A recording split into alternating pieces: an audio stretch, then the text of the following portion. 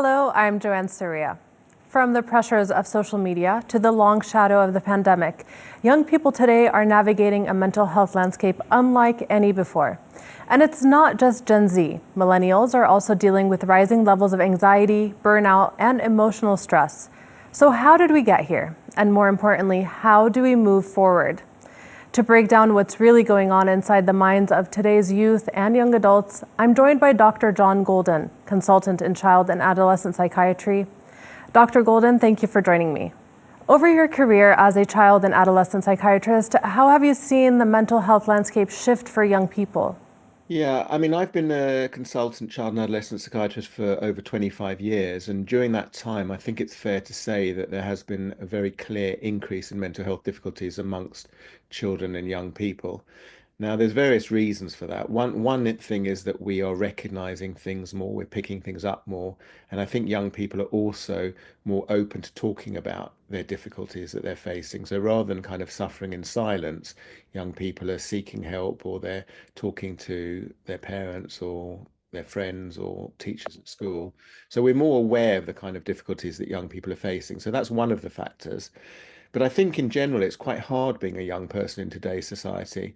I mean, from a sort of political point of view, there's greater gaps between rich and poor, and there's bigger socioeconomic divides, certainly in the UK and elsewhere in the world.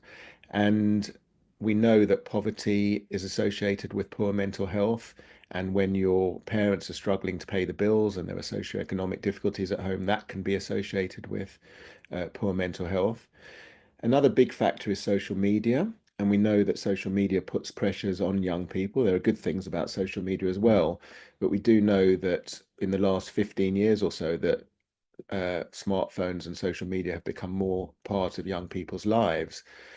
We know the kind of increased pressures that they're under, and I'm sure we'll talk about that in more detail in a little while.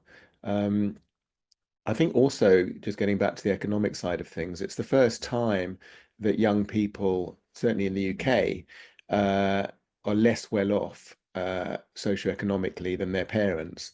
And I think also young people look to the future and they think, what kind of future world am I going to grow up in and live in? Uh, Politics is very divided, things are getting very polarized. In that kind of way, we see a lot of wars and adults, doing things that young people think, why are they doing that? What kind of future am I going to have? There's the issue of things like climate change that is very important to young people, but they probably feel that adults are not taking it as seriously as they should do. So there are various things that are quite stressful for young people when they look to the future that can make them feel quite pessimistic and maybe the rise of AI and worries about what kind of jobs they're going to be able to do in the future. So quite a few different things are making things difficult for young people today. You did mention social media. I do want to talk about that for a bit. TikTok and similar platforms are designed to be highly addictive. What kind of impact are you seeing this have on children and teens in terms of attention span, sleep, and overall mental well-being? Yeah, I think in terms of attention span, social media does not help people sustain their attention. So young people these days are not reading books, for example, as much as they used to. I don't think because they're more likely to be looking at, short form videos, as you say, on TikTok or on Instagram. And so their brain is not being trained to sort of sustain attention in the way that hopefully it was in the past when, young people were doing things like reading more. So they're used to, seeing something that's kind of entertaining for like 20 seconds, and then the algorithm that you mentioned shows the next thing immediately. So they're moving from one thing to the next. It's designed to keep them on the platform. These social media companies, they basically want to get our data, and they want, the more time we spend on their platforms, the more time young people spend on their platforms as well, the more data they get, the more revenue they get from advertising. So I do think that social media companies should prioritize the mental health of young people much more than they do. And I think their real priority is the bottom line, making money. And unfortunately, they're making money often at the expense of young people's mental health. Another big concern with social media, I would say, on platforms like Instagram, for example, they create this culture of comparison, right? Then you have users mostly sharing their best moments and not much negative content from their own personal lives. How does this shape self-esteem and identity in adolescence? I think it's hard when you're a young person sitting at home looking at images of, glamorous men and women doing exciting things, and then you compare your life with the images that you see online, and it compares unfavorably very often because, as you say, people put their sort of uh, best foot forward when it comes to social media, and often things are photoshopped that young people might not be aware that they've been photoshopped. So people look in a way, their image is kind of unrealistic for young people to achieve in a sort of day-to-day sense.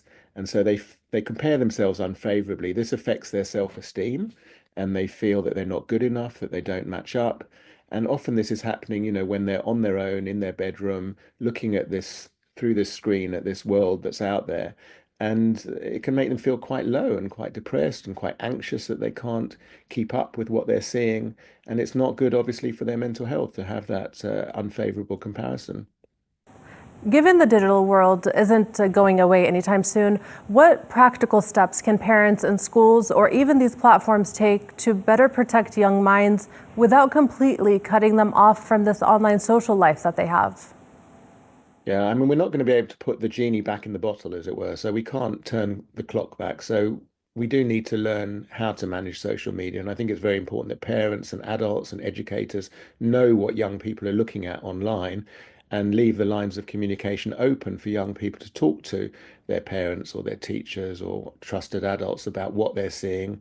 Things they might be seeing things that are quite upsetting for them. Young people as young as 7 or 8 might be looking at quite graphic pornography. I mean, that is happening way more than it should do, and that's upsetting for them, and that will affect their views of relationships between men and women and so on. So it's very important that when they're concerned or worried about things that they're seeing, that they do have the opportunity to talk to adults about them. As I say, the lines of communication really need to be open. And one of the ways that social media affects the young people's mental health in a detrimental way is through sleep and lack of exercise. So if you're spending a lot of time online looking at your phone, especially if it's late at night, you're not getting the sleep that you need. And we know that a good night's sleep is very associated with good mental health. So I often recommend that young people should put their phones away for at least an hour before bedtime. And I say this to parents that maybe it would be helpful if the whole family does that. So the whole family can charge their phones in the kitchen or something like that from a certain time in the evening, 9:30 or 10 p.m. or whatever is decided in that particular family. And the parents can model that. I mean, young people look to their parents as role models. And if their parents are looking at their phone late at night in bed and so on, the young people are more likely to do it themselves. So if you do not look at a screen for at least an hour before bedtime, that's likely to increase your chances of having a good night's sleep. So that's something I recommend. The other thing we talk about is green time rather than screen time. So green time means time out in nature, walking in a park, getting some fresh air, and we try to encourage more green time rather than too much screen time. Young people will look at screens, but we need to try and find a balance. The other thing I want to mention as well is in the UK, we have an online harms bill that has gone through Parliament and is currently being implemented. And the government are trying to put pressure on social media providers to take, for example, graphic images of self-harm or references to suicide or sites that promote eating disorders, these kind of sites that are unhelpful for young people's mental health. They're trying to encourage Instagram and Facebook and TikTok and so on to take down these sites and to police their sites more carefully. And they certainly are capable of doing this. They have the technology. Currently, they don't do age verification adequately. These companies can certainly police who is on their sites, but they're not doing it adequately. So, for example, we need much better age verification on TikTok, Instagram, Snapchat, and so on. I think we can shift a bit from social media and briefly touch on the COVID-19 lockdown experience. When it comes to the younger generation, how did years of these types of restrictions and sometimes even long isolation periods affect their mental health and in terms of social development and anxiety? The COVID lockdown was a very difficult time for many young people and families across the globe, obviously. And I think one of the things that was particularly difficult in the UK for young people and elsewhere was missing out on school. So schools were often shut for quite prolonged periods of time, and children were not able to go to school. They weren't able to get the normal education that they needed to receive, and they also weren't able to socialize with other young people. So quite a few of the patients that I see nowadays, they look back on those couple of years of the COVID time, the COVID pandemic, and they think that really was not helpful for their mental health. They were stuck at home often. They were not able to see their friends. They were not able to get out to school, as I say.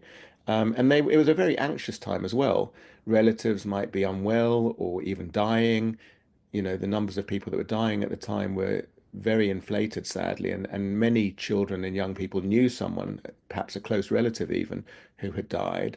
And they also pick up on the anxiety of their parents. So, fathers and mothers, their jobs were at risk. They weren't earning money in the same way that they normally might do when there is not a pandemic. So there was a lot of anxiety. And also, of course, anxiety about the pandemic as well in itself. So there was a lot of anxiety nationally and throughout the world, and young people picked up on that. So it was a very difficult time for a range of reasons, missing out on education, missing out on socialization, and great anxiety all around us. How does this phase of missing out on so much, whether they're missing out on school or they missed out on social experiences, how will that affect these children from this generation in the real world as adults? Well, we hope that there's not lasting damage done, but the reality is does increase challenges for young people when they've missed out on a year or two of their education. So we know that, young people who are doing exams and studying at a later stage in their school career suffered because they missed out on education during the COVID pandemic. So it doesn't necessarily have to mean that there's long-term damage done, but children and young people develop, and to some extent that period of time their opportunities to develop were restricted. They didn't have, if you were age 3, 4, 5, and normally you'd be in a play group, learning how to play, learning how to interact with other young people of your age, you were stuck at home usually at that time for that 2 year period or much of that 2 year period. So normal opportunities to develop and socialize were missed out on, which means that young people have to catch up at a later stage. So one hopes that for the majority of young people, it doesn't affect them in a major way into their adulthood and into their, professional careers and so on. But I do think it makes it more stressful to, for example, study at the age of 11, 12, 13 when you've missed out on school at the age of 5 or 6. So, there have been significant impacts, but we also don't want to be too pessimistic and think that it's, caused definite long-term damage, because I don't think we can say that for sure. We've been talking about younger children, so let's shift a little bit to talk about millennials. Why do we hear so much about this generation as being more anxious compared to others, whether they're younger or older?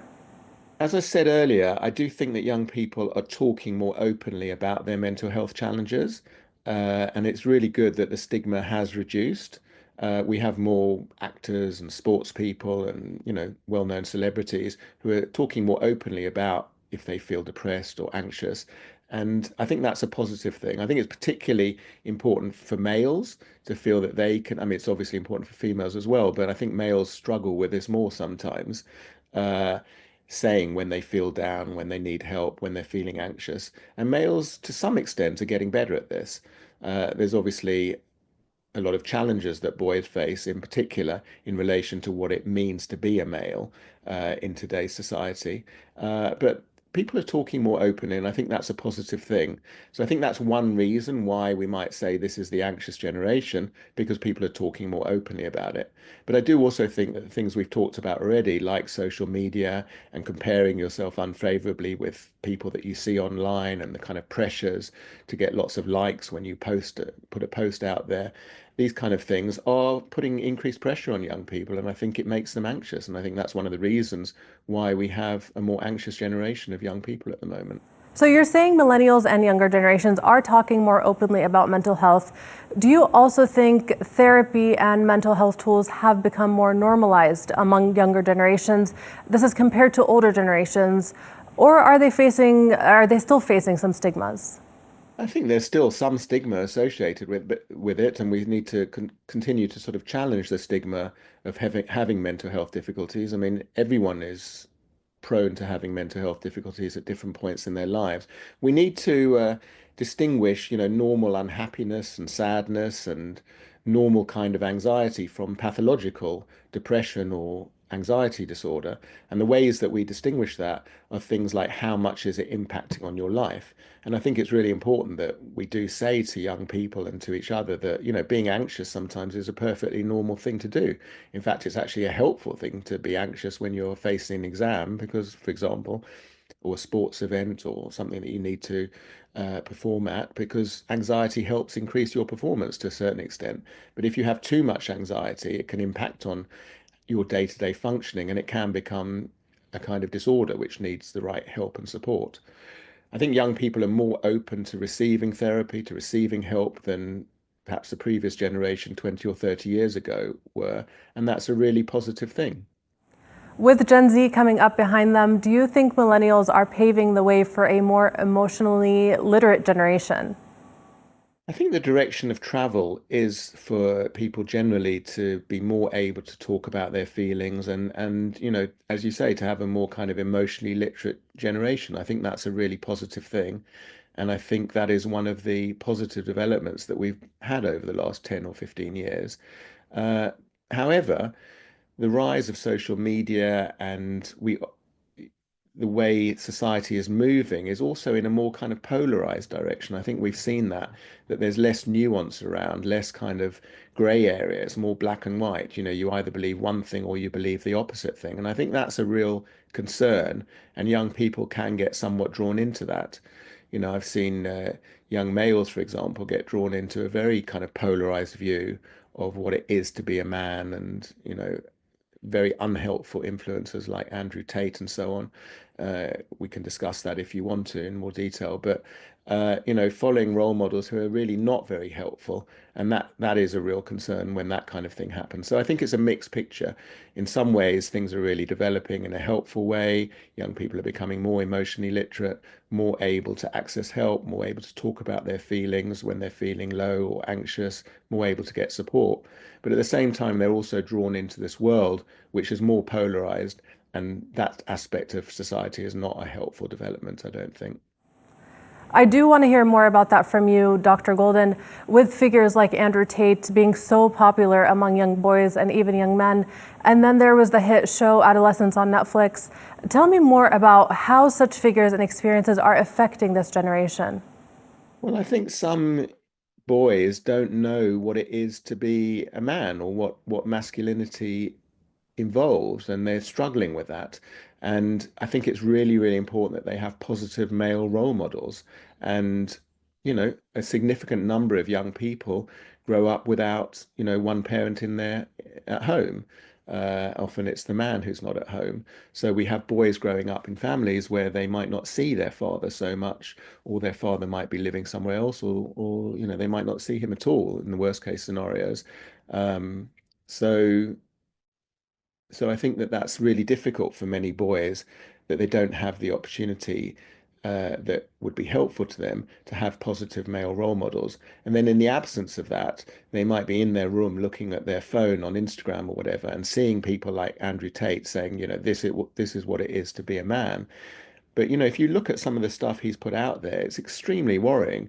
He's talked about violence against women, and you need to dominate them, and you need to show them who's boss, and all this kind of thing, which if you're a young boy, you might be drawn into that. You might think, oh, okay, this is how I need to be a man. But it's obviously an extremely unhelpful role model to follow. So what we do need is more positive male role models around for boys in today's society. And what can be done in this case when, as you're saying, some boys don't have these role models in their lives and their only resource would be social media and what's being pushed in terms of content in front of them? What could be done to help this future generation?